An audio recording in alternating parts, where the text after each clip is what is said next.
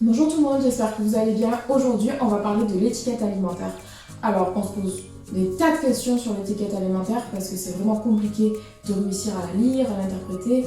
Qu'est-ce que ça veut dire? Quel produit il faut bien choisir? C'est tout un tas de questions que se posent les consommateurs et donc vous. Et on va essayer de résoudre cette énigme ensemble. C'est parti!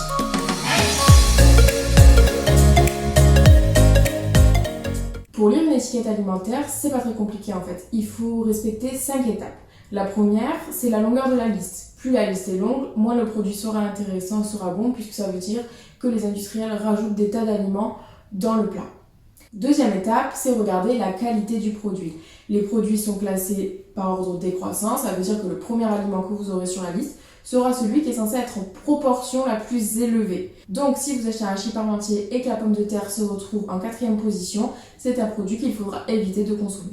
La troisième étape, on fait attention aux additifs et aux arômes. On évite les noms compliqués, on évite quand tout ce qui est avec un petit E, ça veut dire que les industriels ont rajouté des choses, c'est un produit ultra transformé, donc c'est 100% pas maison, on évite d'utiliser ce genre de produit. La quatrième étape, on regarde les logos et les labels. Par exemple, si vous avez agriculture biologique, label rouge, AOP, AOC, ce sont des gages de qualité, donc vous pouvez vous pencher sur ces types de produits plus que sur les autres. La cinquième étape, on regarde les valeurs nutritionnelles. Alors ça, c'est justement la partie qui est compliquée, c'est ce petit tableau avec plein de valeurs. Je vais essayer de vous expliquer tout ça avec une petite image pour vous montrer, peut-être qu'on y arrivera plus facilement. Alors, pour faire simple, les valeurs nutritionnelles qui sont dans le tableau, il faut regarder la partie glucides. Vous allez avoir marqué glucides dont sucre. À ce moment-là, il faut regarder que le taux de sucre est inférieur au taux de glucides simples. Ça veut dire qu'en fait, c'est du sucre raffiné qui est souvent blanc, sirop de glucose, etc. Donc, qui n'est pas gage de bonne qualité du produit.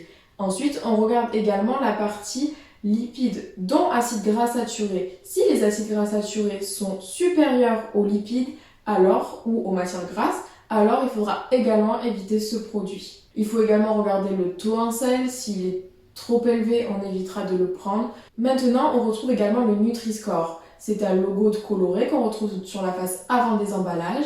Il y a le A vert qui est gage de bonne qualité, le E rouge qui est des gages de mauvaise qualité. Si vous vous interrogez toujours sur le Nutri-Score, je vous invite à aller voir ma vidéo sur le sujet que je vous mettrai également en description. Et voilà, à présent vous connaissez tout sur l'étiquette alimentaire. Si vous avez des questions, n'hésitez pas à me les mettre en commentaire, à me dire si cette vidéo vous a plu, ce que vous aimeriez pour la suite. N'hésitez pas non plus à me suivre sur tous mes réseaux et sur le blog, à vous abonner à cette chaîne et à activer la cloche pour être averti de la sortie des prochaines vidéos. Et moi, je vous dis à bientôt pour une prochaine vidéo. Bye bye!